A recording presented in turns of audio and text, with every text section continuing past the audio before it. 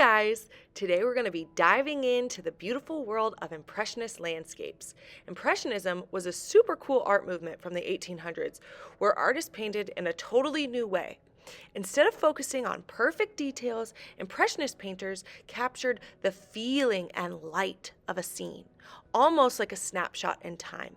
You've probably heard of artists like Claude Monet, who loved painting the same scene at different times of day to show how light changed. And then there was Renoir, who used short, colorful brushstrokes to make his paintings come alive.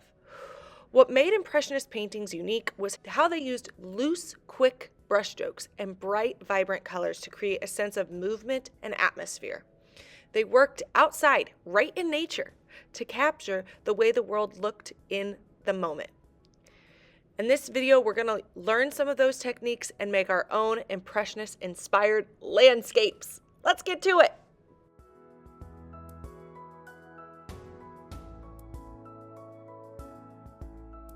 Okay, you guys, today we are going to talk about Impressionist landscapes. So, we're going to be making landscapes. You're going to get to decide if you want yours to be a warm colored background landscape or a cool colored background landscape. It's totally up to you. You get to choose. I'll start off by showing you a warm colored landscape because, or at least I'll just start on that paper.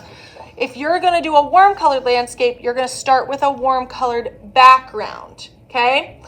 Then, but the steps will still be the same. If you have a cool colored background because you're doing a cool colored landscape, this step where we're going to grab our black oil pastel will still be the same. So you're going to start by adding 2 or 3 of these branchy, taller trees. So I'm going to leave some space at the bottom for this snow. Okay, so you can see my trees start, a couple inches up from the bottom. So I'm going to leave some space, and then I'm going to start. I like to start by first just drawing the branches skinny. An important thing to make these branches look more realistic is to add those little Ys on the ends. Okay, so I'm going to start with it being skinny, and then I'm just going to start adding branches with little Ys. Branches with little Ys. Branches with little Ys. Until it kind of has that like rounder tree shape. So I'm going to add maybe one more right here. Branches, little Ys. Okay. I'll do the same thing over here. Sometimes you can even put a little extra branch on one. Okay, so there's my trees. But right now they're pretty skinny. So what I want to do now is kind of go back and thicken it up a little bit, especially down here at the trunk. And remember, with oil pastels, you kind of want to press down with good pressure. So you're getting that nice smooth color. So I'm just going back and thickening up my branches. You do still want the ends of your branches to be kind of pointy. Don't make the ends like boxy and thick. You want them to kind of get thinner as they go to the end of your branch.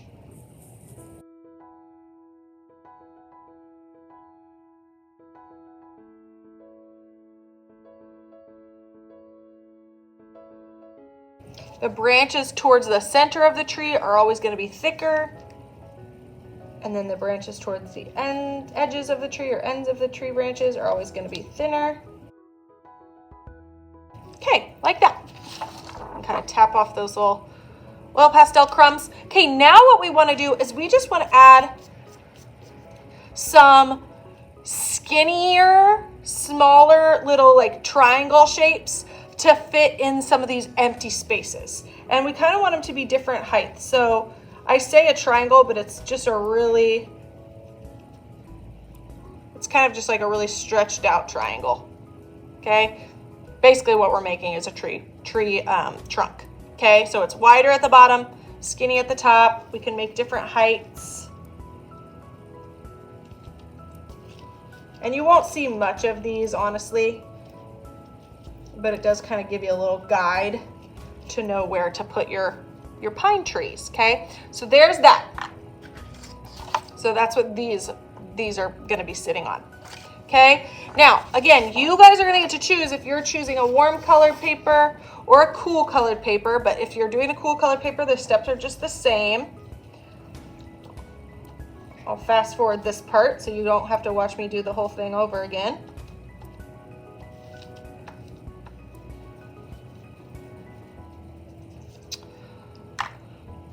Okay, so now I've got both of these. I'm gonna start my painting on my warm colored paper, and I'm going to have warm colored, for the most part, paints, okay?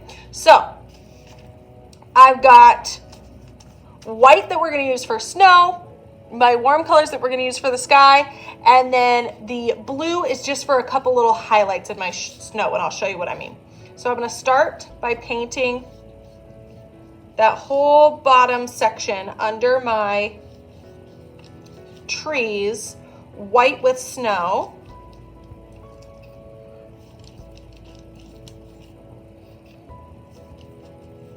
And you might notice in some places where your paint's just a little bit thinner, you might see some of that yellow paper through, and that's kind of the point of us using colored paper, is so you can see. So if anything shows through, you'll just see more color rather than white paper. Okay, so I filled it up. Now, this is where we're gonna start using that Impressionist style, okay? So, Impressionists were very creative with color and brush strokes, okay? So, in my snow, instead of just leaving it white, which plenty of people would think is great, we are going to add color to our snows to kind of add highlights and kind of some reflections of the colors that are around the snow. So this is why the blue is on here. I'm going to dip barely. Can you even see? Can you see how little blue is on my brush? Might even be too much, honestly. Such a small amount, because white is so light and blue is so dark, so you just don't need very much. And I'm just gonna go through and add a couple little, you don't want them to be bright blue streaks. You're just going through and adding a couple little blue reflections, okay? And I also like to grab, a little bit of pink. And when I say a little, you guys, you saw it, the tiniest bit. Okay, a little bit of yellow. Can you see? Can you see how much yellow is on there? Just such a small amount, okay? And then if you're like, ooh, that's looking kind of too crazy rainbow colors, you can go back and paint over with a little bit of white to kind of cover if you think it looks a little bit too crazy. Okay, that looks nice. Now, we're gonna paint the background. Now, because I chose a warm color paper, I'm gonna use warm colors. I know there's blue on my tray. That was the only thing I'm gonna use blue for. The rest of my background is just going to be my warm colors. Okay? Now, this is another challenge. We are not going to wash our brush ever. Okay?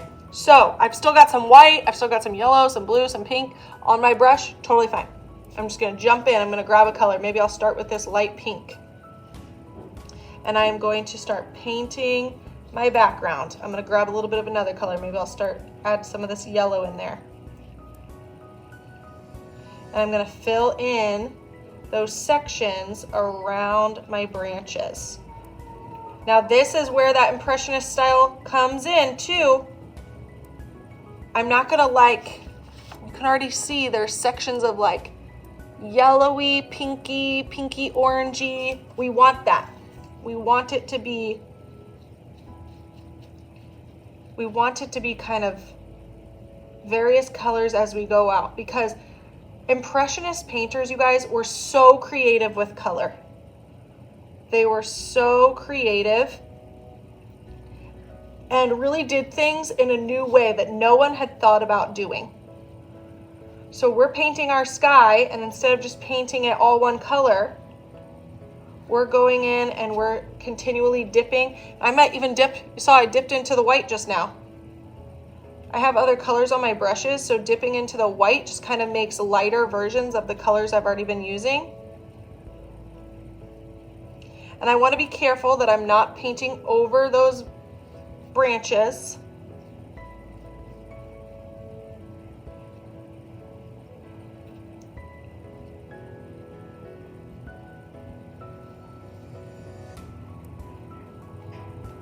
I usually try not to leave like, I don't know if you can see it even, like big globs. So I might just like kind of spread that out a little bit. There we go.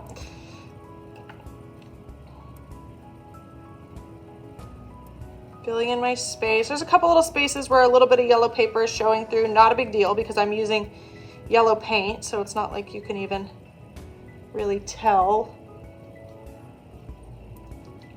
You can kind of see every time I'm going back to my paint tray, I'm kind of just picking up a different color. Adding a little bit of white here and there. Be really careful around your branches. I see a lot of people, when they go to paint, they're really kind of painting with like all of their brush. Do you see when I'm pushing my brush down, look at how wide the line I'm painting is, okay? But you can paint with the very, very end of your brush and make skinny lines. So see, I could get in these little sections if I'm painting just with the very, very tip of the brush. Okay? And don't press down very hard. And then you can fit into those spaces.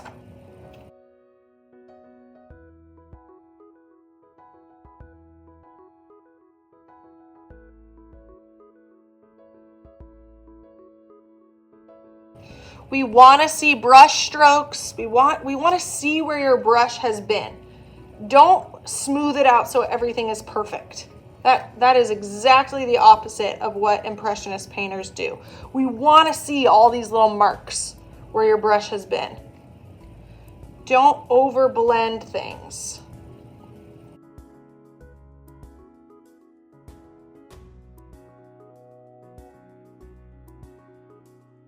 And you saw I kind of rotated my paper because the bottom of my paper is pretty wet. So if I rotate it, then I can get a little bit closer to the sections I'm painting without getting paint all over my wrists and things. Okay, that is where we're stopping today. Okay, so I'm going to set that off to the side and I'm going to show you quickly the cool color background. So I'm going to start with that white.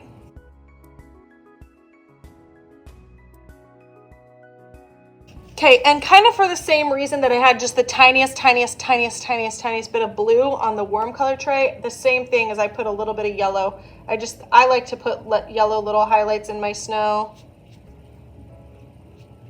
I think it looks nice. Maybe I'll do a little bit of blue. Now you guys remember, you saw how I just barely touch it, and maybe a tiny bit of green. Perfect.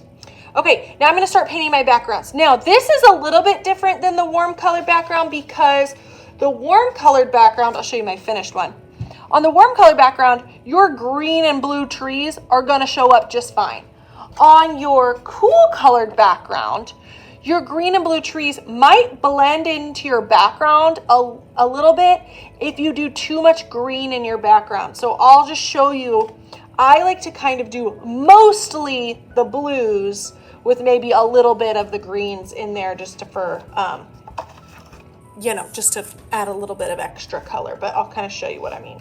So I'm going to start with maybe this teal. And again, I didn't wash my brush. It's still got some white on it from the snow.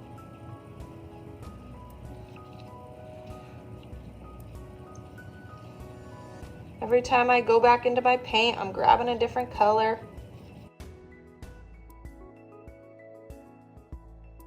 You can see I grabbed a little bit of green because that's okay. And see, I just used that really light green, so maybe just so it's not too green, maybe I'll put a little bit of the teal in there. Painting with the very, very end of my brush so I can get in on those branches.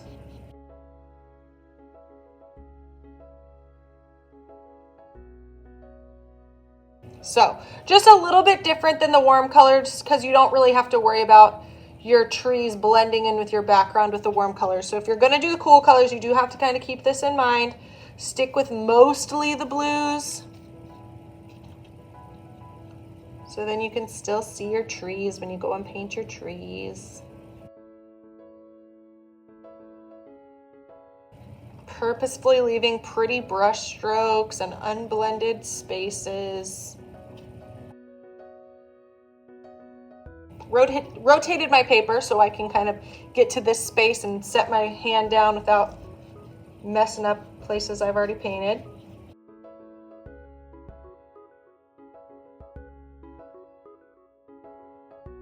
Can still get some white in there when I want some white. Ooh, that's pretty.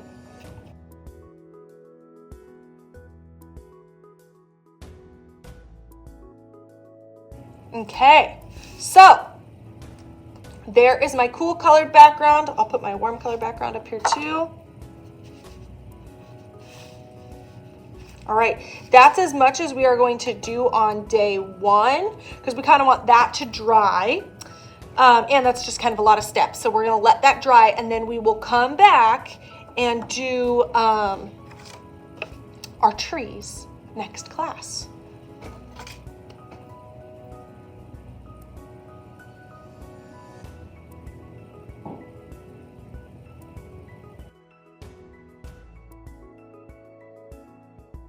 All right, so last time we painted our backgrounds. We've got our cool color backgrounds and our warm color backgrounds. Maybe I'll start with my cool colored this time. And we've got our paint trays. I'm actually gonna scoop a little bit more yellow on here because we're gonna need more yellow today. There we go. Okay, so now we're starting with our trees. So for your cool color backgrounds, well, really in general, you want your trees to be more of the green, yellowy colors, and then you can always add in a little bit of blue to kind of do some shadows. So I'll kind of show you what I mean. I always like to start with this light green. It shows up the best on both backgrounds.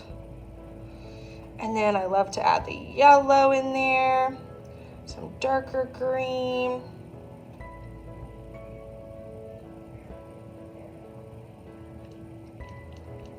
Now, I guess I should have shown you how I start. I'll go to this one real quick. So I start with kind of like an upside down V. Okay? And then I keep making V lines basically as I go down. So I just made a V underneath that. And then another V underneath that. Okay, I just keep doing that all the way down, but I make my little V's get wider as they come down. So then my tree is getting wider. It should be skinny at the top, wider at the bottom. Okay, and you can see I'm doing the same thing that I did when we were painting our backgrounds. I'm trying to get mostly this light green color. Then every once in a while I'm dipping in a little bit of teal, or I'm dipping in a little bit of the dark blue, dipping a little bit of yellow, getting some of the dark green. Okay. So there you can kind of see there's my V, and it's kind of getting, my V is kind of starting off really pointy, and then as it comes out, it's kind of getting like wider to make it, to also make it get bigger, I guess. It's okay if it overlaps your other tree trunks. And I always leave it so a little bit of the trunk is showing. Okay, start with that V. Make it get a little bit wider. Grab a little bit of another color.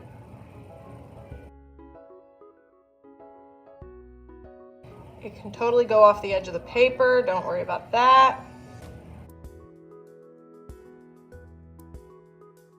Okay, those look pretty great. Maybe I'll add a little bit more of this light green back. Sometimes I kind of sit back, and if it's blending into the background too much, I'll go back and add whatever color I think it needs a bit more of.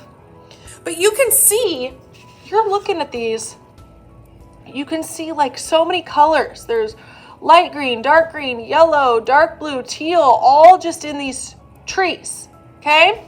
Then what I do, this is the only time in this whole project that I kind of do wipe off my brush, and I'm not saying clean it, like you don't have to get a water bowl, but a little paper towel, wipe off as much of that paint as possible, because now we're gonna go in and add our snow on the top. So I try to get kind of like a glob of white, and you want it to be clean white, you don't want it to be mixed in. And I kind of like tap, again, in that V shape on my tree. And it doesn't have to be V shape. Sometimes I kind of act like it has fallen on the tops of branches, because that is what we're trying to show. Basically just little sections where the snow has caught on the branches. And you can see I kind of wipe off my brush every once in a while, because if there gets a little bit too much of the other colors on there, I like to wipe it off.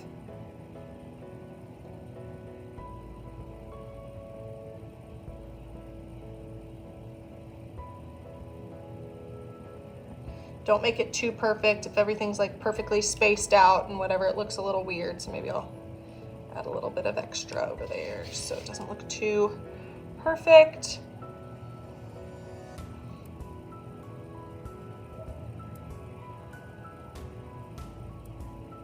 Wipe it off if there gets too much color.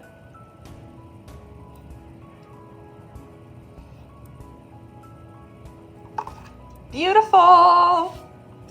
Okay, now let's time lapse as I do my warm colored one, because it is exactly the same. Exactly the same.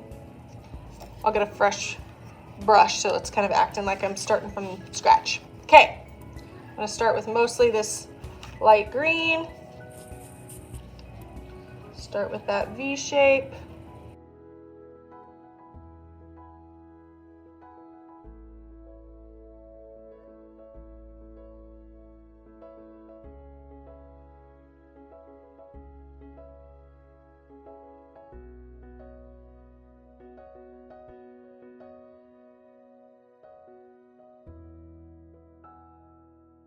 Okay, beautiful trees. Now I'm gonna wipe my brush off and do my snow.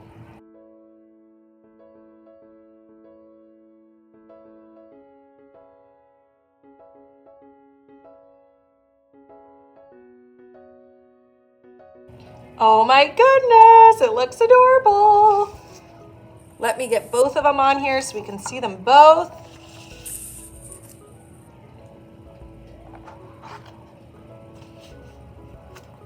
Wow. All right, you guys. So last time you chose if you're doing the warm color background or the cool color background.